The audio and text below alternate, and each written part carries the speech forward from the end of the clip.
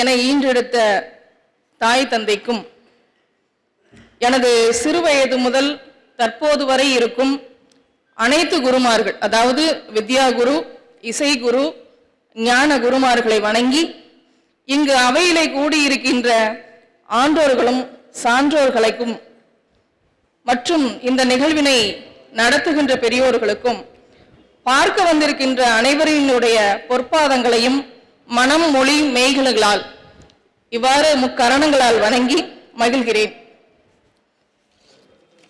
முதலில் எனக்கு இங்கு பேச கொடுத்த தலைப்பு வள்ளலாரின் வாழ்வியல் அப்படிங்கிற தலைப்புல ஒரு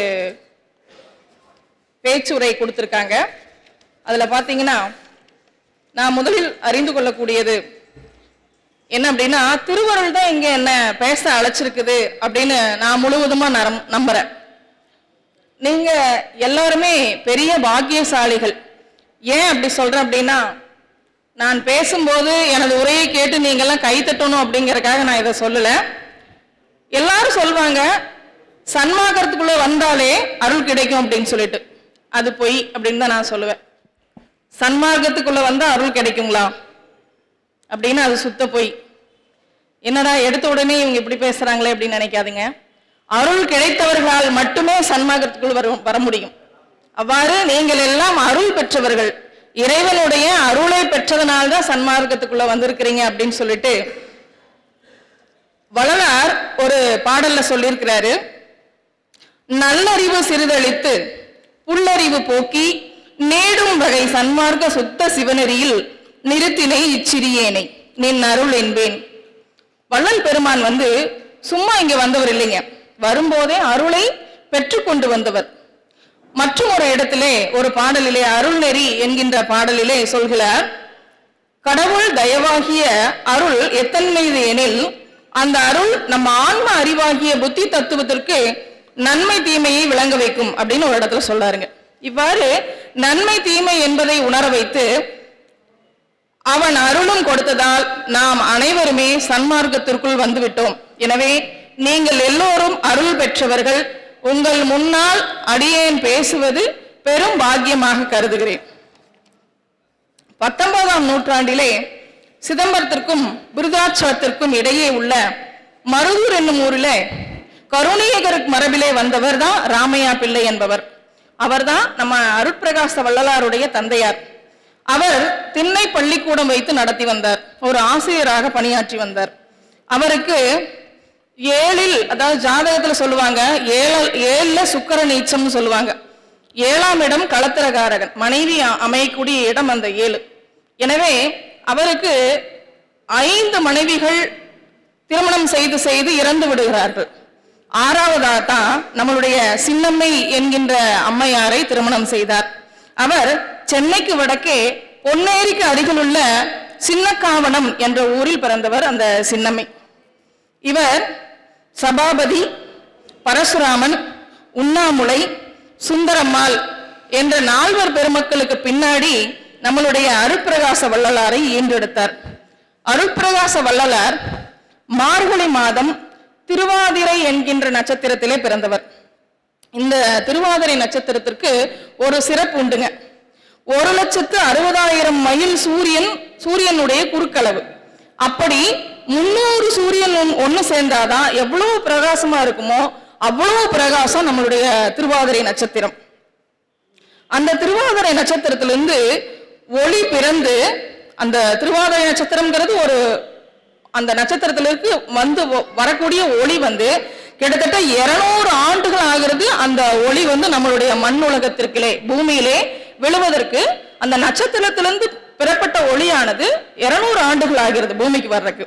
அவ்வளவு பிரம்மாண்டமான நட்சத்திரம். அந்த திருவாதிரை நட்சத்திரம் என்பது செம்மை நிறம் கொண்டது. எப்படி சிவபெருமான் செம்மை நிறமாக இருக்கிறாரோ அவ்வாறு செம்மை நிறமுடையவர் நம்மளுடைய அருட்பிரகாச வள்ளலார். அந்த நட்சத்திரத்துல பிறந்தவர். இந்த ஞான பூமியில அநேக கோடி ஞானியர்களும் அருளாளர்களும் பக்தர்களும் இருந்திருக்கிறாங்க. ஆனா வள்ளல்கள் என்று மிகச் சிறந்தவர்கள் தான் இருந்திருக்கிறாங்க. அதிலும் முதன்மை வாய்ந்தவர் நம்மளுடைய அருட்பிரகாச வள்ளலார் அவர்கள். வள்ளல்களை பற்றி நாம் தமிழிலே படித்திருப்போம். முதல் 7 வள்ளல்கள், கடை 7 வள்ளல்கள், இடை 7 வள்ளல்கள் என்று 21 வள்ளல்களை பற்றி படித்திருக்கிறோம். அதுல நம்மளுடைய ராமலிங்க அடிகளாரும் ஒருவர். ஒரு நாள் தில்லையிலே நடனம் ஆடிக்கொண்டிருந்த இறைவன் நடராஜா ராமலிங்க வள்ளலாரை பார்த்து பாதி உறக்கத்திலே எழுப்பினார். எழுப்பி தனது அருட்காட்சியை அருட்பிரகாச வள்ளலாருக்கு வழங்குகிறார். நம்ம வள்ளலார் பார்க்கிறார், அத்துணை அழுகாட்சி, ரொம்ப கதறார். அப்போ இறைவன் சொல்றார், ராமலிங்கம் ஏன் அழுகிறாய்? என்னை பார்க்க வேண்டும் என்று நீ இவ்வளவு காலம் தவம் புரிந்தாய். உன்னுடைய பாடல்களுக்கு உருகி, உன்னுடைய ஒருமைப்பட்ட மனதிற்கு உருகி யாமே என்று உனக்கு காட்சியளிக்க வந்திருக்கிறோம். அவ்வாறு இருக்கையில் ஏன் அழுகிறாய் என்று இறைவன் கேட்க, சுவாமி, இவ்வளவு நாள் நான் தங்களை பார்க்க வேண்டும் என்று கதறினேன். ஆனால் இப்போது நான் பார்த்த இந்த இறைவனை என்னோடு சேர்ந்து இருக்கின்ற அனைத்து மக்களும் பார்க்க வேண்டும் என்று கதறுகிறேன் என்று சொன்னார். இவ்வாறு யான் பெற்ற இன்பம் பெருக இவ்வையகம் என்று நாம பெற்ற இந்த இன்பத்தை எல்லா மக்களும் பெறணும் அப்படிங்கிற உயரிய நோக்கமுடையவர் தான் நம்மளுடைய வள்ளலார் அவர்கள். ஒரு கோடீஸ்வரர் பல நூறு மரங்களை, அதாவது கனிகளையும் காய்களையும் தருகின்ற மரங்களை நட்டு வளர்க்கிறார். அந்த கோடீஸ்வரன் யாருன்னா இறைவன். உண்மைப்படுத்திக்கோங்க. அந்த கோடீஸ்வரர் நிறைய பல மரங்களை நட்டு வளர்க்கிறார். அதற்கு மிகப்பெரிய மதிச்சுவர் அமைக்கிறார். நிறைய மக்கள் வர்றாங்க.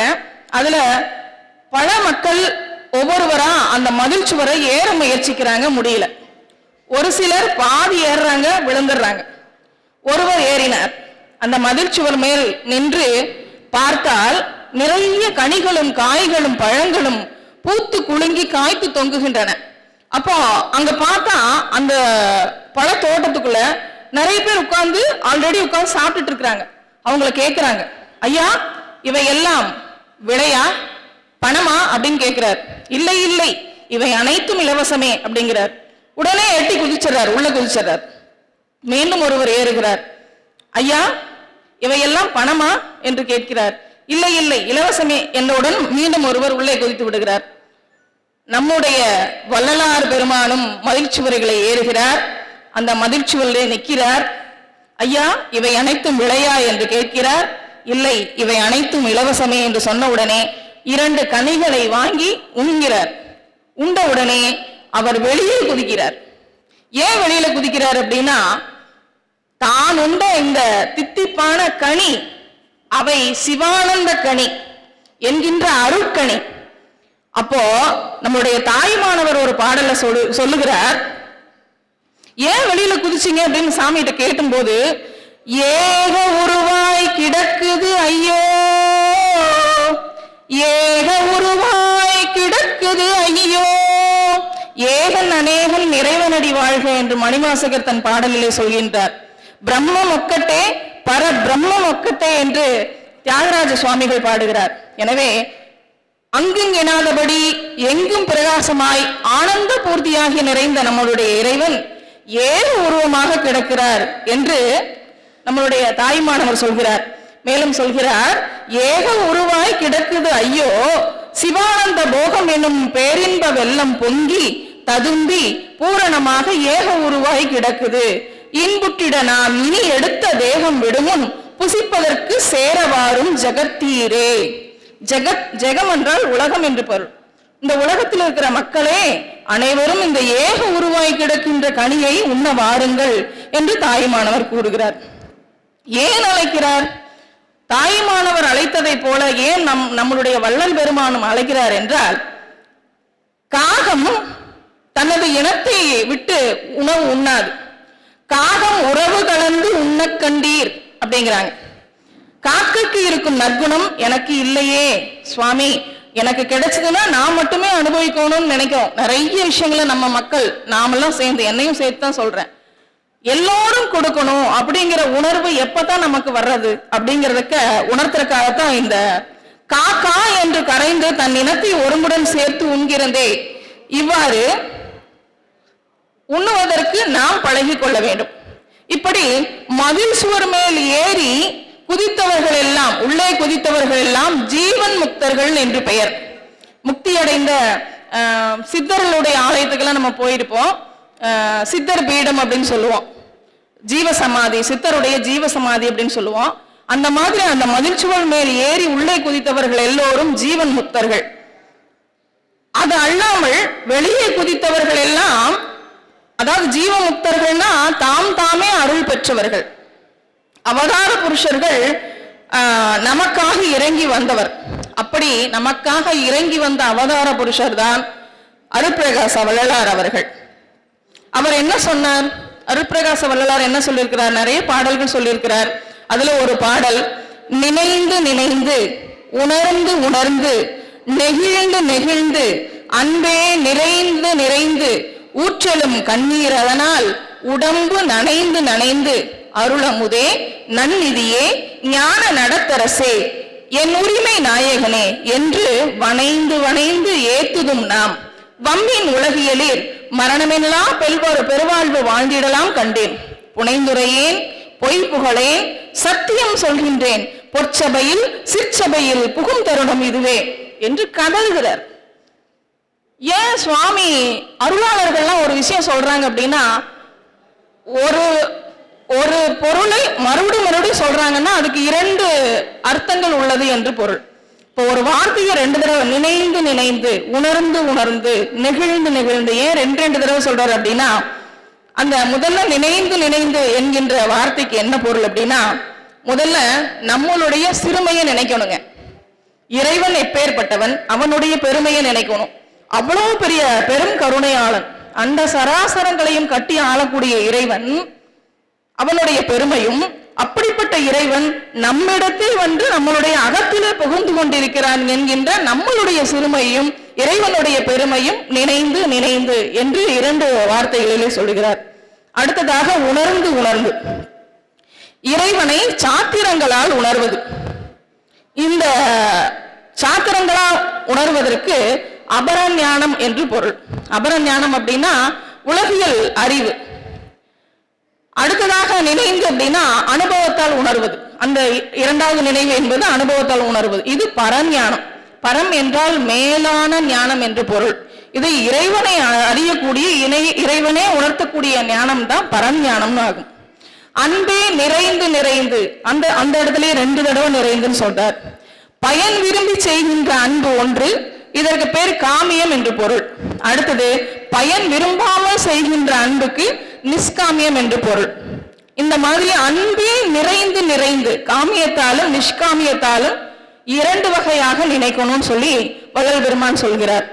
அடுத்து ஊற்றலும் கண்ணீரதனால் உடம்பு நனைந்து நனைந்து, கண்களுக்கு அடியில் வரவது வந்து அழுகை. கண்ணுக்கு அழுகை, அந்த நம்மளுடைய கஷ்டங்களையும் துயரங்களையும் நினைந்து வருவது அழுகை, கண்ணுக்கு அடியில தான் வரும். கண்ணுக்கு நுனியில வர்றது கருணை, அன்பினுடைய வெளிப்பாடு. இந்த கடை கண்ணால் வருகின்ற கண்ணீர் சாதாரணமா வராதுங்க. யாரு மேலையாவது அன்பு வச்சிருந்தோம்னாவோ அல்லது கருணை வச்சிருந்தோம்னாவோ அல்லது இறைவனை பார்க்கும் போது நாம் வரக்கூடிய அழுகை, இறைவனை நினைந்து வருவது கடை கண்ணீர். இந்த சைடு இருந்து வந்துச்சு அப்படின்னா நம்மளுடைய கஷ்டங்களை நினைச்சு வழிகின்ற கண்ணீர் என்று பொருள். எனவே ஆனந்த கண்ணீராக நாம் இறைவனை பார்த்து அந்த கண்ணீரில் நனைய வேண்டும் என்று வள்ளல் பெருமான் கூறுகிறார். உள்ளம் நெகிழ்ந்து நெகிழ்ந்து, அதாவது உள்ளமும் உயிரும் நெகிழ வேண்டும். உள்ளம் மட்டும் நெகிழ்ந்தா பரவாயில்லை, நெகிழக்கூடாது, உயிரும் சேர்ந்து நெகிழ வேண்டும், உயிர் இரக்கம் வேண்டும் என்று வள்ளல் பெருமான் கூறுகிறார். வணைந்து வணைந்து ரெண்டு தடவை சொல்றார் அப்படின்னா அதற்கு ஒன்று பணிவு. நாம் எவ்வளவு பெரிய பதவியில் இருந்தாலும் யாருடன் பழகினாலும் பணிவு என்பது வேண்டும். அடுத்தது இறைவனிடத்திலே சரணாகதி அடைதல். இதைத்தான் வணைந்து வணைந்து என்று இரண்டு முறை கூறுகிறார். இந்த சின்னம்மை அவர்கள் வள்ளல் பெருமானை ஈன்றெடுப்பதற்கு முன்னால இறைவனே ஒரு நாள் ஒரு தபஸ்வி மாதிரி வர்றார்.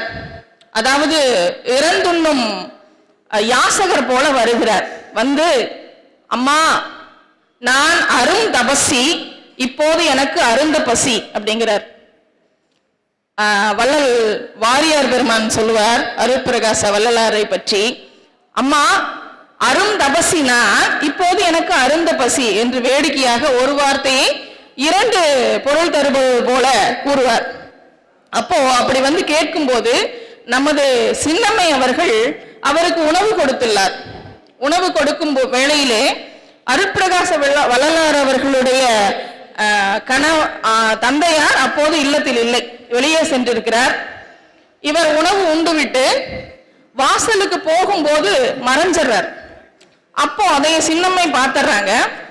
இந்த விஷயத்தை வந்து தன்னுடைய கணவர் வந்த உடனே, ராமையா பிள்ளை வீட்டுக்கு வந்த உடனே சொல்றாங்க, ஏங்க உங்களுக்கு விஷயம் தெரியுமா, இந்த மாதிரி ஒரு அரும் தபசி வந்தாரு, அவருக்கு உணவு கொடுத்தேன், அவர் வயிறார உணவு உண்டு விட்டு உனக்கு மிக சிறந்த இரையாற்றலுடைய குழந்தை பிறக்கும் என்று சொல்லிவிட்டு வாசல் வரைக்கும் தான் போனாரு, அதுக்கப்புறம் மறைஞ்சிட்டாருங்க அப்படின்னு சொல்லும்போது அவருடைய தந்தையார் சொன்னாராம், அட கடவுளே, இறைவனாரே வந்திருக்கிறார், நான் இல்லத்தில் இல்லாமல் போய்விட்டேனே, இருந்திருந்தால் அவருக்கு விசிறி கைங்கரியமாக செய்திருப்பேனே என்று அழுதார், புலம்பினார் அவருடைய தந்தையார். அந்த வகையிலே நம்முடைய அருட்பிரகாச வள்ளலார் அவர்கள் நிறைய விஷயங்களை நமக்கு ஆணித்தரமாக சொல்லிவிட்டு சென்றிருக்கிறார். என்ன அப்படின்னா, அதுல 2 விஷயம் ரொம்ப கவனிக்கக்கூடிய ஒரு விஷயம். ஒண்ணு அணையா விளக்கு, இன்னொன்று அணையா அடுப்பு.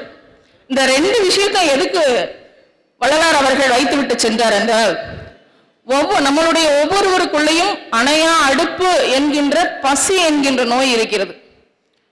அதே போல நம்மளுடைய ஒவ்வொருக்குள்ளேயும் ஜீவாத்மா என்று சொல்லக்கூடிய ஒளி பொருந்திய தேகம், எப்படி வள்ளலாருக்கு ஒளி பொருந்திய தேகம் இருக்கிறதோ அது போன்ற ஒரு அணையா விளக்கு ஒன்று நமக்குள்ளேயும் இருக்கிறது. அது சிறந்த பக்தியின் மூலமாகவும் சான்றோர்களுடைய உரை கேட்பதின் மூலமாகவும் நல்ல நூல்களை படிப்பதின் மூலமாகவும் நான் யார் என்பதை உணர்வதன் மூலமாக அந்த அருட்ஜோதி நமக்குள்ளும் வெளிப்படும். அப்படி நிறைய உணர்ந்தவர் தான் நம்மளுடைய வள்ளல் பெருமான். அப்படி ஒவ்வொருவருக்குள்ளேயும் இருக்கின்ற ஆன்ம சொரூபமான இறைத்தன்மையை அணையா விளக்காக நமக்குள்ளே இருக்கிறது. இந்த இறைத்தன்மையை அடைய என்ன செய்யணும் அப்படின்னா, ஒவ்வொருவருக்குள்ளும் இருக்கின்ற அணையா அடுப்பு என்கின்ற பசி நோயை நாம் நீக்கினோமே ஆனால் நமக்குள் இருக்கும் அணையா விளக்கு வெளிப்படும், ஜோதி ஸ்வரூபமாக வெளிப்படும் என்கிறார் வள்ளலார் அவர்கள். அப்படி இன்னொரு வகையில பாத்தீங்கன்னா, நாம் சேர்த்து வைத்திருந்த செல்வம் எல்லாம் நம்மளுடைய 7 தலைமுறைக்கும் 7 பிறவிக்கும், தலைமுறை மட்டுமல்ல 7 பிறவிக்கும் தொடர்ந்து வர வேண்டும் அப்படின்னா நாம எந்த வங்கியில போய் சேர்த்த முடியும் அப்படின்னா, அதற்கு திருவள்ளுவ பெருந்தகை அருமையான ஒரு திருக்குறளிலே நமக்கு சொல்கிறார், அற்றார் அழிப்பசி தீர்தல் அகுதுருவன் பெற்றான் பொருள்வை புலி என்கின்ற திருக்குறளிலே. இப்போ நம்ம நிறைய சொத்துக்களை சேர்த்து வச்சு அதை எந்த வங்கியில போடலாம் அப்படின்னா, ஒரு வங்கி தேர்ந்தெடுத்து அதுல நம்ம போட்டோம் அப்படின்னா அந்த வங்கி திவால் ஆயிருதுன்னு வச்சுக்கோங்க, அது நமக்கு நஷ்டம். நகையா பொருளா பணமா வாங்கி வச்சோம் அப்படின்னா அதை கொள்ளையடிச்சிடுறாங்கன்ற ஒரு பயம், கொள்ளையடிச்சிருவாங்க. சரி, நிலபுலங்களா வாங்கி போடலாம் அப்படின்னா அதை நம்மால அனுபவிக்க முடியாது, நம்மளுடைய வாரிசுகள் பின்னாடி வரக்கூடியவர்கள் அப்படிதான் அனுபவிப்பாங்க. ஆனா ஒருத்தர் தான் சேர்த்து வைத்திருந்த புகழை, செல்வத்தை எப்படி பல பிறவிகளுக்கு கடத்தி செல்ல முடியும் என்றால், அழிபசி என்று சொல்லக்கூடிய கொடிய பசி, தீர்த்தல் என்றால் போக்குதல் என்று பொருள். இந்த மாதிரி பிறருடைய பசியை கண்டு நாம் எவ்வாறு இறங்குகிறோம், ஐயா சொன்னார், அருமையா சொன்னார், பசி நோய் என்று சொன்னார். பசி என்பது நோய் அல்ல, பிணி. நோய் என்றால் நோய்க்கு மருந்து என்ற ஒன்று உள்ளது. நோய்னா மருந்து சாப்பிட்டா அந்த நோய் குணமாயிடும். ஆனா இது பசிங்கிறது பிணி. அந்த பசி வந்துட 10ம் பறந்து போகும் அப்படின்னு சொல்றாங்க இல்லைங்களா. என்னென்ன அந்த 10ம் பறந்து போகும் அப்படின்னா, மானம், குலம், கல்வி, வன்மை, தவம், அறிவுடைமை, உயர்ச்சி, தானம், தாளாண்மை, காமம் என்று சொல்லக்கூடிய 10ம் பசி வந்தால் பறந்து போகும். இந்த பசியை பத்தி, பசிங்கிற உணர்வை பத்தி அவை பெருந்தகை நமக்கு நல்வழி என்ற பாடலிலே என்ன சொல்லியிருக்கிறார் அப்படின்னா, ஒரு நாள் உணவை ஒளி என்றால் ஒளியாய். வயிறே, நீ ஒரு நாளைக்கு சும்மா இரு, எதுவும் சாப்பிடாத அப்படின்னு சொன்னோம்னா வயிறு கேட்குமா? கரெக்டா அந்த நேரமானா பசிக்குது. அதைத்தான் முதல் வரி, 4 வரி, அதுல முதல் வரி ஒரு நாள் உணவை ஒளி என்றால் ஒளியாய், ஒளியாய். 2 நாளைக்கு 7 என்றால் 7ஆய். ஒரு விருந்துக்கு போறோம், ஒரு திருமணத்துக்கு போறோம் அப்படின்னா 2 நாளைக்கு சேர்த்து சாப்பிட்டுக்கோ வயிறு அப்படின்னு சொன்னா கேட்குமா? நம்மளால எவ்வளவு சாப்பிட முடியுமோ அவ்வளவுதான் சாப்பிடுவோம். அப்படியே நீ சாப்பிட்டு தொலைய மாட்டேங்கிற. ஒரு நாளும் என் நோவு அறியாய், ஒரு நாள் கூட எனக்கு இருக்கிற நோயை நீ புரிஞ்சுக்கவே மாட்டேங்கிறியே.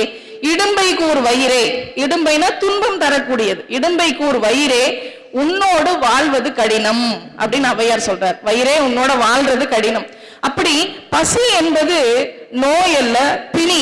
அது தொடர்ந்து வரும். அந்த பசி நோயை தீர்ப்பதற்காகத்தான் வள்ளல் பெருமான் அவர்கள் அனைவருக்கும் பசிக்க, பசி வந்திட எல்லாத்துக்கும் பசி அப்படிங்கிற போது இந்த புசி அப்படின்னு சொல்லிட்டு ஒரு பிடி சோறாவது கொடுக்கணும் அப்படிங்கிற அந்த உணர்வை நமக்கு விட்டு சென்றிருக்கிறார்.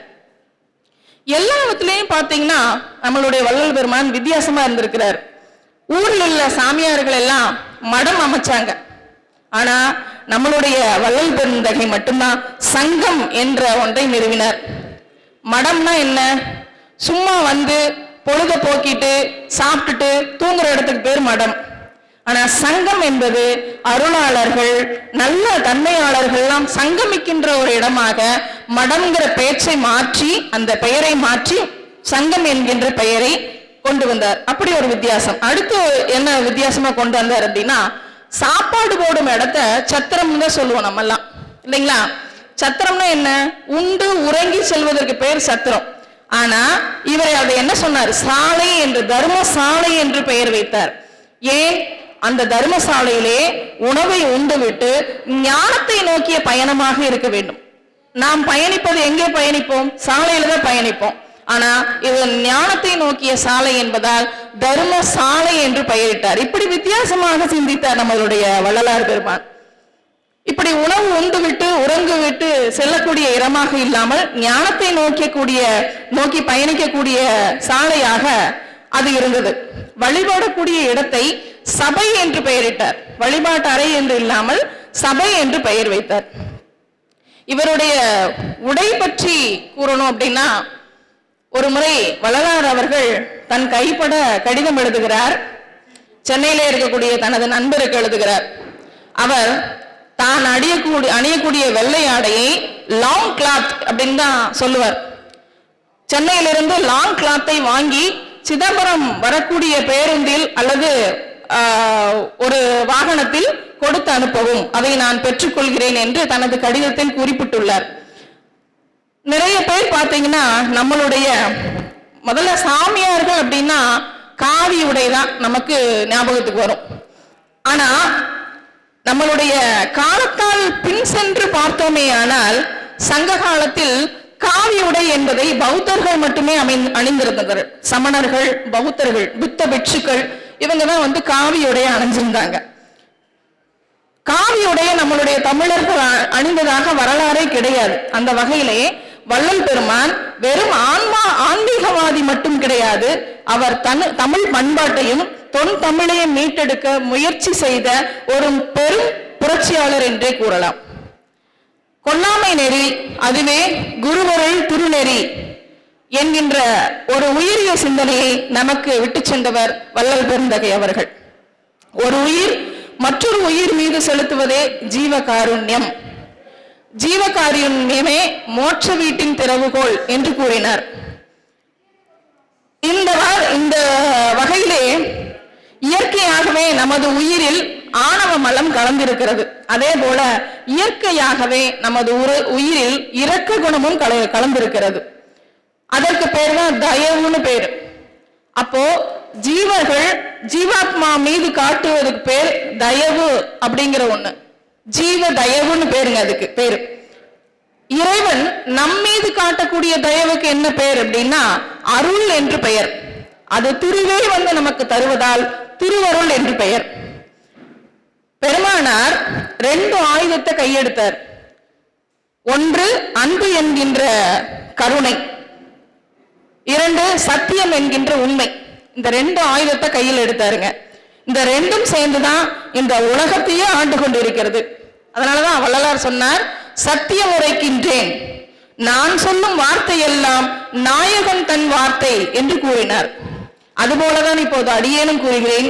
நான் இங்கு இப்ப பேசக்கூடிய அந்த வார்த்தைகள் எல்லாம் நான் உரைக்கும் வார்த்தைகள் அல்ல, நாயகனாகிய இறைவன் உரைக்கக்கூடிய வார்த்தைகள் என்றே அடியேன் கருதுகிறேன். இந்த மார்க்கம் சமரச சுத்த சன்மார்க்கம். மார்க்கம் என்றால் வழி.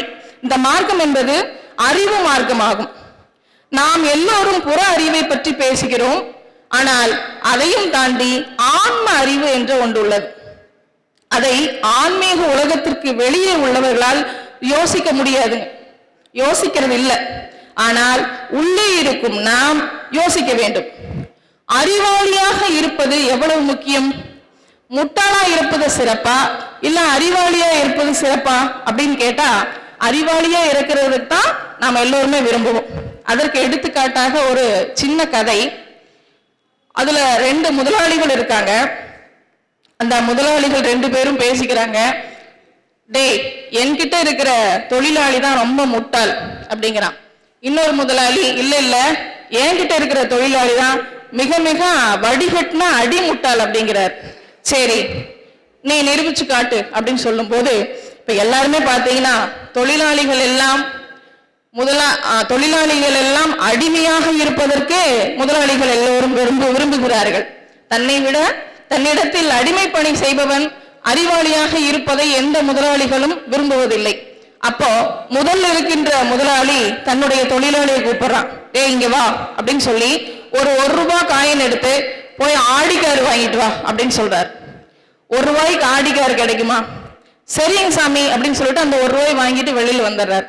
இன்னொரு முதலாளி, பாத்தியா, அந்த 1 ரூபாய் கொடுத்த முதலாளி சொல்றாரு, பாத்தியா, நான் 1 ரூபாய் கொடுத்து ஆடிக்காரு வாங்கிட்டு வான்னு சொல்றேன், அவன் முட்டாள்தனமா சரிங்க ஐயான்னு கேட்டு வாங்கிட்டு போறான் அப்படின்னு சொன்ன உடனே, அப்ப பாரு, என்னுடைய தொழிலாளி தான் முட்டாள் அப்படிங்கிறாரு. இருப்பா, அவசரப்படாத, இப்ப என்னுடைய தொழிலாளி கூப்பிடுறேன் பாரு அப்படின்னு சொல்லிட்டு, டேய் நீ வா இங்க, குமார் நீ இங்க வா அப்படின்னு கூப்பிடுறாரு. சொல்லுங்க ஐயா அப்படின்னு போயின்னா, நான் எங்க வீட்டுல போயிட்டு நான் இருக்கிறேன்னு பாத்துட்டு வா அப்படிங்கிறார். எங்க வீட்டுல போயிட்டு நான் இருக்கிறேன்னு பாத்துட்டு வா அப்படின்னு சொன்னேன். சரிங்க ஐயா அப்படின்ட்டு வெளியில வந்துடுறாரு. வெளியில வந்த உடனே, பாத்தியா, நீயாவது 1 ரூபாய் கொடுத்து ஆடிக்காரு வாங்கிட்டு வான்னு சொன்னதே அவன் வாங்கிட்டு போனா, நான் இங்கேயே இருக்கிறேன், நீ போய் நான் போய் எங்க வீட்டுல இருக்கிறனான்னு பாத்துட்டு வான்னு சொன்ன உடனே அவன் கேட்டுட்டு போறான். பாத்தியா, அப்ப யாருடைய தொழிலாளி ரொம்ப முட்டாள் அப்படின்னு சொல்லி அவங்களுக்குள்ள 2 பேர் பேசிக்கிறாங்க. இந்த வெளியில வந்தாங்க இல்லைங்களா 2 தொழிலாளிகள், அவங்களுக்குள்ள சண்டை, யாருடைய முதலாளி ரொம்ப அடிமுட்டாள் அப்படின்னு சொல்லிட்டு. அப்ப முதலாம் அவன் சொல்றான், டேய் பாத்தியா, எங்க முதலாளி ஒரு கிறுக்கண்டா, 1 ரூபாய் கொடுத்து ஆடிக்காரு வாங்கிட்டு சொன்னார்ல, இன்னைக்கு ஞாயிற்றுக்கிழமை அப்படிங்கிறதையே மறந்துட்டு சொல்றாரு அப்படின்னு சொல்றாரு. ஞாயிற்றுக்கிழமை எங்காவது கடை திறந்திருக்குமா? 1 ரூபாய் கொடுத்து ஆடிக்காரு வாங்கிட்டு வான்னு சொல்லணும் இல்லாம ஞாயிற்றுக்கிழமைங்கிறதே மறந்துட்டு சொல்றாரு அப்படின்னு சொன்ன உடனே இன்னொரு தொழிலாளி சொல்றான், உங்க முதலாளியாவது பரவாயில்ல, எங்க முதலாளி இருக்கிறாரு பாரு, கையில போன் வச்சிருக்கிறாரு, வீட்டுல மனைவி இருக்கிறா, நான் இருக்கிறேன்னு போன் பண்ணி கேட்க வேண்டியதானே, அது இல்லாம என்னை போய் பார்த்துட்டு வர சொல்றான் பாரு அப்படின்னு சொன்னாங்களாம். இவ்வாறு நாம் அறிவாளியாக இருக்க வேண்டுமா முட்டாளாக இருக்க வேண்டுமா என்றால் அனைவரும் சொல்வோம் அறிவாளியாக இருப்பதே சிறப்பு என்று. அப்போ இந்த மாதிரி அறிவு, அது சாதாரண கல்வியினால் ஏற்படக்கூடிய அறிவு. அறிவு எவ்வாறு பெருகும் அப்படின்னா, கல்வியால மட்டுமே அறிவு பெருகும். ஆனா ஆன்ம அறிவு பெருக வேண்டும் என்றால் அதற்கு என்ன செய்ய வேண்டும் அப்படின்னா, எப்போல்லாம் முடியுதோ இது போன்ற நிகழ்வுகள்ல அடிக்கடி நாம் கலந்து கொண்டு சத்விசாரம் செய்ய வேண்டும்.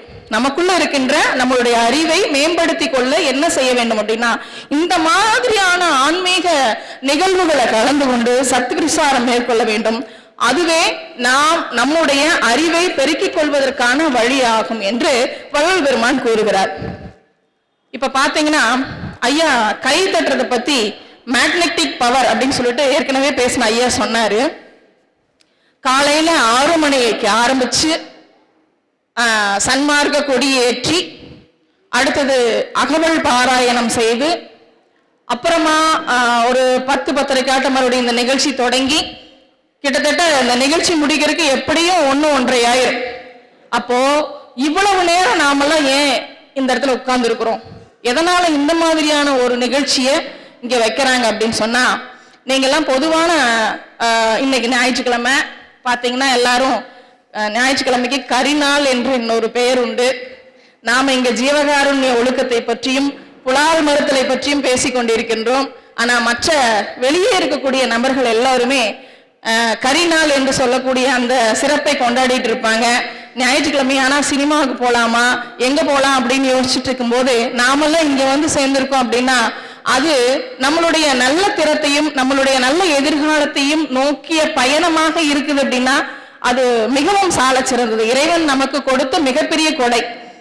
இதே ஒரு ஆடல் பாடல் நிகழ்ச்சிக்கோ ஒரு எந்த ஒரு மனசுக்கு மகிழ்ச்சி தரக்கூடிய, இதுதான் நமக்கெல்லாம் மனசுக்கு மகிழ்ச்சிக்கு தரக்கூடிய நிகழ்வு. இதே ஒரு பாட்டு நிகழ்ச்சி ஒரு ஆட்டம் நிகழ்ச்சிக்கு போனா எல்லாம் கைதட்டி கொண்டாடுவோம் இல்லைங்களா? ஒவ்வொரு முறையும் கைதட்டி நம்ம சிறப்பு செய்வோம். அப்படி நான் இப்பொழுது உங்களுக்கு எல்லாம் வள்ளலார் சொல்றாரு, ஒரு இடத்துல நீங்க வந்து ஞானிகள் தபஸ்விகள் அவங்கெல்லாம் பாத்தீங்கன்னா பெரிய பெரிய மலை மீது சித்தர்கள் எல்லாமே பெரிய பெரிய மலை மீது அமர்ந்து பல ஆண்டுகள் தவம் செய்வார்கள். அப்போ தவம் ஒரு இடத்துல உட்கார்ந்து அமைதியா ஒரு 2.5 மணி நேரம் ஒரு இடத்துல அமைதியா உட்கார்ந்து நம்மளுடைய நினைவை இறைவன்பால் செலுத்தினோமே ஆனால் நம்ம உடம்புல இருந்து ஒரு சூடு அதிகரிக்கும். அதுக்கு பேரு சுத்த உஷ்ணம்னு சொல்றாரு நம்ம வள்ளல் பெருமான். இப்படி நீங்க மலைகளுக்கும் காடுகளுக்கும் சென்று தவம் செய்ய வேண்டும் என்ற அவசியம் இல்லை என்று வள்ளலார் கூறுகிறார். இந்த மாதிரி நிகழ்ச்சியில இப்ப காலையில ஆரம்பிச்ச நிகழ்ச்சியில இருந்து இப்ப வரைக்கும் ஒரே இடத்துல அமர்ந்து நம்மளுடைய எண்ணங்களையும் மனதையும் ஒருங்கிணைத்து நம்மளுடைய எண்ணத்தை இறைவன் பால் செலுத்தினமையானால் அந்த காடு மலைகள்ல போய் உட்கார்ந்தா எவ்வளவு சுத்த உஷ்ணம் பரவுமோ அதை விட 10 மடங்கு பெருகுகிறது என்கிறார் நம்மளுடைய வள்ளல் பெருந்தகை. அப்போ உங்களுக்கு எல்லாம் சுத்த உஷ்ணம் வரணும் அப்படின்னா இப்ப எல்லாம் கை தட்டி ரசிக்கணும் இந்த நிகழ்ச்சியை அப்படின்னு நான் சொல்லிக்கிறேன். அடுத்தது, நாம் யார் பக்கத்தில் அமருகிறோம் அப்படிங்கிறது ரொம்ப முக்கியங்க. ஏற்கனவே 2-3 பேர் பேசினாங்க. இந்த அம்மா வேற ரொம்ப நேரம் பேசிட்டு இருக்காங்க. எப்பதான் முடிப்பாங்களோ, எப்போ உணவுக்கு விடுவாங்களோ அப்படிங்கிற ஒரு சிலருடைய எண்ணங்கள் இருக்கும். ஒரு சிலர் என்ன பண்ணாங்க, டேய் ரொம்ப நேரம் இருக்கிறாங்கடா, வா அப்படியே கொஞ்சம் மெதுவா வெளியே போயிட்டு வரலாம், ஒரு டீ சாப்பிட்டு வரலாம் அப்படிம்பாங்க. இப்போ ஒரு பந்திக்கு போறோம் அப்படின்னா, ஒரு விருந்துக்கு போறோம் அப்படின்னா நல்லா சாப்பிட்றவங்க யாரோ அவங்க பக்கத்துல அமர்ந்துக்கணுங்க. ஏன் அப்படின்னா நாமளே கூச்சப்பட்டு உட்கார்ந்துருப்போம். இப்ப நாங்க சாப்பிட்ற நிகழ்வு சொல்லங்காட்டி எனக்கு இன்னொரு ஞாபகம் வருது. நம்ம இப்போ ஒரு விருந்துக்கு போறோம் அப்படின்னா நமக்கு பின்னாடி 10 பேர் நின்று நம்மளை தள்ளிட்டே இருப்பாங்க. நம்ம ஒழுங்கா சாப்பிட கூட முடியாது, அவசரமா இலைய மூடி வச்சுட்டு வந்துருவோம். அப்படி இல்லாம நல்லா சாப்பிட்றவங்க பக்கத்துல உட்காந்து சாப்பிடணும். ஏன் அப்படின்னா ஒரு ரசம் வேணும் அல்லது குழம்பு வேணும்னா, அண்ணா இங்க வாங்க எனக்கு ரசம் விடுங்க அப்படின்னு சொன்னா, அண்ணா எனக்கு கொஞ்சம் ரசம் விடுங்கண்ணா அப்படின்னு நம்ம கேட்டுக்கலாம். அண்ணா இங்க வாங்க பாயாசம் கொடுங்க, அண்ணா எனக்கு கொஞ்சம் பாயாசம் கொடுங்கன்னு வாங்கிக்கலாம். எனவே நல்லா சாப்பிட்றவங்க பக்கத்துல உட்காரணும். அப்பதான் எது வேணுமோ சத்தமா கூப்பிட்டு கேட்கும் போது பக்கத்துலக்கு பாயாசங்கிறது இதுதான் பாத்துக்கோங்க. பக்கத்துல நாமளும் கேட்டு உட்காந்துக்கலாம். ஆனா நம்மளை விட குறைவா பேசுறவங்க மத்தியில உட்காந்துட்டுன்னு வச்சுக்கோங்க, நம்மளும் கேட்க முடியாது, அவங்களும் கேட்க மாட்டாங்க. அந்த மாதிரி 2 நண்பர்கள் ஒரு திரைப்படத்துக்கு போனாங்க. உங்களுக்கு எல்லாம் தெரியும், கும்கி அப்படிங்கிற யானை படம். அந்த யானை படத்துக்கு 2 நண்பர்கள் போன உடனே முதலாம் அவர் ஏற்கனவே அந்த கும்கி என்கின்ற திரைப்படத்தை பார்த்து விட்டார். அவர் சொல்றாரு, வந்து படம் போட ஆரம்பிச்ச உடனே எழுத்து போட்ட உடனே சொல்லிட்டாரு, டேய் இந்த யானை செத்து போயிரும் தெரியுமா அப்படின்னு சொல்லி கதையோட கிளைமேக்ஸ் அப்படியே சொல்லிடுறாரு. இவர் படம் பார்க்க ஆரம்பிச்சாரு. படத்துல என்ன கருத்து சொல்றதுக்குன்னே பார்க்கல. எப்ப யானை சாகுனே பார்த்து அந்த படத்தை ரசிக்க முடியாமையே போயிடுச்சு. இந்த மாதிரி நாம் யார் பக்கத்தில் அமருகிறோம் என்கின்றது மிகவும் தெளிவாக இருக்க வேண்டும். இவ்வாறு நம்மளுடைய ஒரு பந்தியில உட்கார சாப்பிட்றக்கே, திரைப்படம் பார்க்கறக்கோ சாப்பிட்றக்கோ பக்கத்தில் இருக்கிறவங்க ரொம்ப முக்கியம். அப்படின்னா இறைவன் என்கின்ற பேராற்றலை அறிவதற்கு நாம் நம்முடன் இருக்கின்ற நண்பர்கள் அல்லது தோழிகள் மிக முக்கியமான ஒன்றாகும். இதற்கு திருவள்ளுவர் ஒவ்வொன்றை பற்றியும் ஒவ்வொரு அதிகாரம் அளித்துள்ளார், நமக்கு கொடுத்துள்ளார். ஆனா நட்பு என்பதற்கு 5 அதிகாரத்தை கொடுத்துள்ளார்.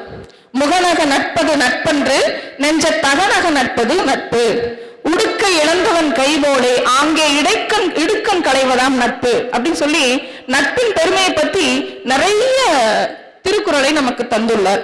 இவ்வாறு நாம் என்ன செய்கின்றோம் அப்படிங்கிறத அந்த தன்மைய நமக்கு புரிய வைக்கிறதுக்கு இன்னொருத்தர் வேணும். அந்த நட்பு நமக்கு நல்லவராக அமையணும். எம்ஜிஆர் பாடல்ல கண்ணதாசனுடைய வரிகள், எந்த குழந்தையும் நல்ல குழந்தைதான் மண்ணில் பிறக்கையிலே, அவர் நல்லவராவதும் தீயவராவதும் அன்னை வளர்ப்பினிலே, அன்னை வளர்ப்பினிலே அப்படின்னு சொல்லுவாங்க. அப்போ அன்னை வளர்த்தாதான் குழந்தை நல்ல குழந்தையா ஆக முடியுமா அப்படின்னா, அன்னைக்கு எவ்வளவு பங்கு இருக்கிறதோ அதில் சரிபாதி பங்கு நட்புக்கும் இருக்கிறது. நீ யார் என்று சொல்ல வேண்டுமானால் உன் நண்பன் யார் என்று சொல்லு, உன்னை பற்றி நான் சொல்கிறேன் அப்படின்னு சொன்னாரு ஒரு வெளிநாட்டு அறிஞர். அப்போ நட்பு என்பது நமக்கு எவ்வளவு முக்கியம் என்பது இதிலிருந்து தெரிகிறது. அந்த மாதிரி நட்பை பற்றி 5 அதிகாரத்தை தந்துள்ளார் நம்முடைய திருவள்ளுவர். இப்போ சத்திய ஞான சபை அப்படிங்கிறது எப்போ முதல்ல பூஜை நடந்தது அப்படின்னா கிபி 1872ஆம் ஆண்டு ஞான பூசையை நடத்தினார். வள்ளலார் இருக்கையிலேயே அந்த முதலாம் பூசை முதல்ல அந்த சபையில பூஜை நடந்தது. அதுக்கப்புறமா 1874 2 ஆண்டுகள் கழித்து அந்த பூச நட்சத்திர நாள்ல தான் அந்த ஜோதி ஏத்துவாங்க. அப்ப 1874 தான் வள்ளல் பெருந்தகை திருக்காப்பிட்டு கொண்டார். உள்ளுக்குள்ள போய் கதவை சாத்திட்டார். நானே வெளியே வர வரைக்கும் என்னை யாரும் தொந்தரவு பண்ணாதீங்க, கதவை நீக்கி பார்க்காதீங்க அப்படின்னு சொல்லிட்டு 1800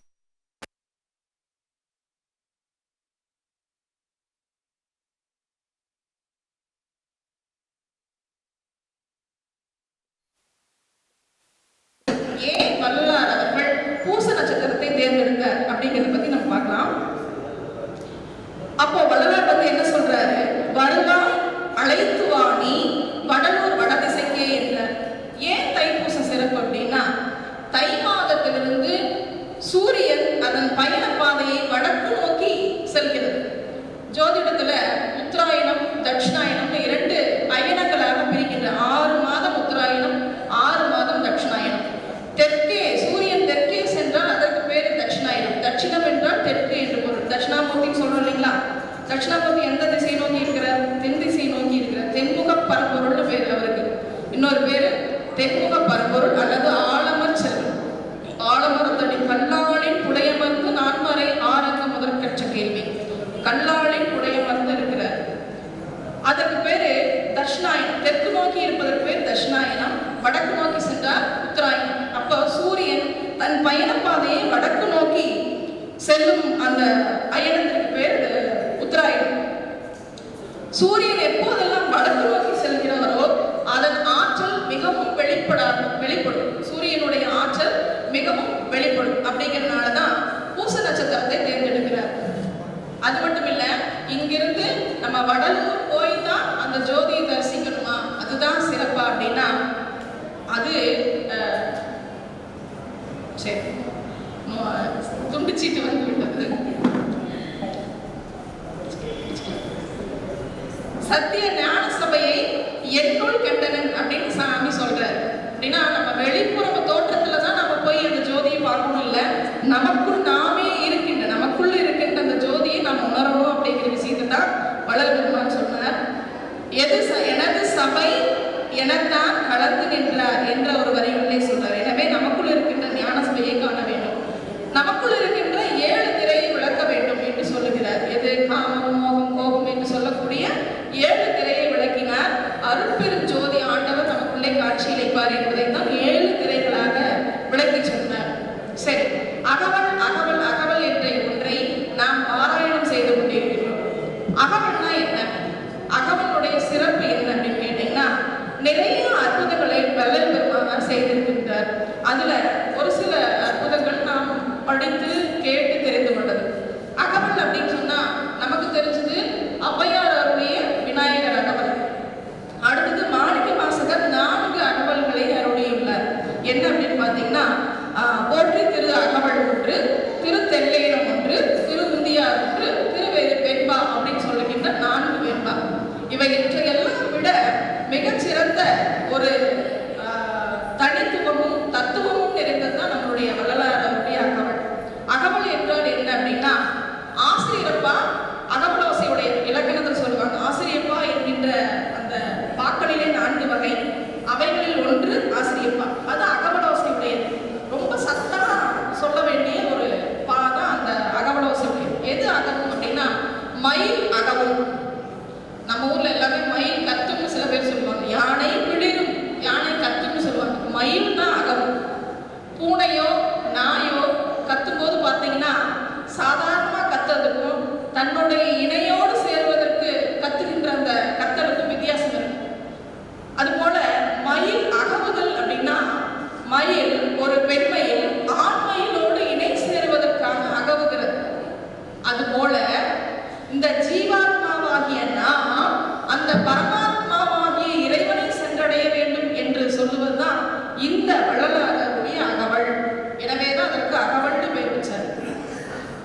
நாம் இணை சேர வேண்டும். யாரோடு? இறைவனோடு இணை சேர வேண்டும். நம்மளுடைய உடல் என்பது அச்சித்து, உயிர் என்பது சித்து, நிலையாக இருக்கக்கூடிய, இறைவன் நிலையாக இருக்கக்கூடிய, ஆன்மா நிலையாக இருக்கக்கூடிய. இந்த ஆன்மா அந்த நிலையாக இருக்கக்கூடிய இறைவனோடு தான் சேர வேண்டுமே ஒழிய ஜடப்பொருளோடு சேர்ந்து இருக்கக்கூடாது. இது நிலையற்றது. உடலோ இளமையோ பணமோ நிலையற்ற ஒன்று. நிலையான ஒன்று, என்றும் அழியாத ஒன்றுக்கு பேர் தான் இறைவன். அப்ப உயிரும் இறைவனும் ஒன்றுதான். அப்ப அழியாதது அழியாததோடு தான் சேரும், அறிவுள்ளது அறிவுள்ளதோடு தான் சேரும். எனவேதான் அகவல் என்கின்ற அந்த ஒரு நிலையை வைத்தார். திருவாசகம் அப்படின்னா தேன் அப்படிம்பாங்க. திருவாசகம் மட்டும் தேன் அல்ல, திரு அருட்பாவும் தேன் தான். தேனுக்கு 2 தன்மை இருக்குதுங்க. ஒன்று சுவையாகவும் மருந்தாகவும் பயன்படும். இன்னொன்று தேன் தானும் கெடாது, தன்னோடு சேர்ந்துள்ள பொருளையும் கெட வைக்காது. அப்படிப்பட்டது தான் திருவாசகமும் அருட்பாவும். நெறி என்றால் வழி அல்லது பாதைன்னு ஏற்கனவே சொல்லிக்கிற ரூட். இயற்கை தொன்மையாகவும் சுத்த சன்மார்க்க நெறி. தொன்மையில பழமை வாய்ந்ததுன்னு இருந்தாங்க என்றார் வள்ளலார். சிலப்பதிகாரத்துல ஒரு பாடல் இருக்குதுங்க. ஒரு நிகழ்ச்சி, கோவலனும் கண்ணகியும் ரொம்ப, கோவலன் வந்து மாதவியிடம் போய் தன்னுடைய பொருள் எல்லாம் இழந்து மீண்டும் கண்ணகியினுடைய பொறுமையும் அருமையும் அறிந்து மனைவிகிட்டே வர்றார். அப்ப வந்து வாழ்வதற்கு வழி ஒன்றும் இல்லை, எல்லாம் வித்து சாப்பிட்டாச்சு. அப்ப கண்ணகி தன்னுடைய காலில் போட்டிருக்கிற சிலம் எடுத்து, இதை வித்து நம்ம உழைச்சிக்கலாம் வாங்க அப்படின்னு சொல்றான். அதான் மனைவியினுடைய தன்மைகள். ஆண்கள் எப்படி இருந்தாலும் ஒரு நல்ல இல்லாத என்பவள் தன் கணவனை எந்த ஒரு சூழ்நிலையிலும் கைவிடாமல் அவனுடைய மானத்தை காக்க வேண்டும் என்று நினைப்பவள் தான் உண்மையான பெண். அந்த வகையிலே கண்ணகி தன் காற்சிலம்பை விற்பதற்காக கண்ணகியும் கோவலனும் மதுரையை நோக்கி, பாண்டிய நாடான மதுரையை நோக்கி செல்கிறார்கள். அங்கே கடற்கரையோரமாக தான் சென்றுட்டு இருக்காங்க. முதல்ல வந்து ரோடோ சாலையோ அதெல்லாம் எதுவுமே கிடையாதுங்க. ஆறு அப்படின்னா வழின்னு ஒன்று பொருள் இருக்கு, தண்ணி ஓடுறதுன்னு ஒன்று பொருள் இருக்கு. அந்த ஆற்றை பிடித்து கொண்டுதான் ஒரு ஊர்ல இருந்து இன்னொரு ஊருக்கு போனாங்க. அப்ப ஆற்றங்கரையோரத்துல தான் போனாங்க. அப்படி போகும்போது காவிரி பூம்பட்டினத்திலிருந்தே மதுரை வரைக்கும் சென்றார்கள் நம்மளுடைய கண்ணகியும் கோவலனும். அவங்கள 2 பேர்த்தையும் வழிநடத்துறதுக்காக கவுந்தியடிகள் என்கின்ற சிறப்பாளர் கூட கூட்டிட்டு போனாங்க. அப்ப பாத்தீங்கன்னா இவங்க 2-3 பேர் போகும்போது சமணத்துல பௌத்தத்துல மிகச்சிறந்த துறவியில ஒருத்தர் சாரணர் என்று பேர், மிக சிறந்த தலைவர், பௌத்தத்திற்கு தலைவர். அவர் பேர் சாரணர்னு சொல்லுவாங்க. இந்த சாரணர்லாம் என்ன பார்த்தீங்கன்னா நடந்து வரும்போது அவர்களுடைய கால் தரையில் முட்டார், மிதந்து கொண்டு இருப்பார்கள். அவ்வளவு அருள் பெற்றவர்கள். அவர் சொல்றாரு, கண்ணகியும் கோவலனையும் பார்த்து சொல்றாரு, நீங்க வணங்கக்கூடிய கடவுள் சிவனோ திருமாலோ மாரியம்மனோ பராசக்தியோ துர்க்கையோ முருகனோ விநாயகரோ எதுவாக இருந்து விட்டு போகட்டும், ஆனால் அந்த அருள் தன்மையை ஏக உருவில் இருக்கின்றது ஒரே ஒளிதான் அப்படிங்கிறார். ஒரு ஒளி, ஒரு சுடர் தான் இந்த உலகத்தையே ஆட்டி படைத்துக் கொண்டிருக்கிறது. படைத்தல், அழித்தல், காத்தல், அருளல் என்கின்ற 5 தொழில்களையும் செய்கின்றது. எனவே தெய்வம் ஒன்றுதான். அது சொல்லும் அத்தனை தெய்வங்களும் அது ஒளி உருவமாக இருக்கின்றது. அந்த ஒளியோடு நாம் கலந்துவிட்டால் இந்த உலகில் அமரத்தன்மையோடு மரணமில்லா பெருவாழ்வு வாழலாம் என்று அந்த சாரணர்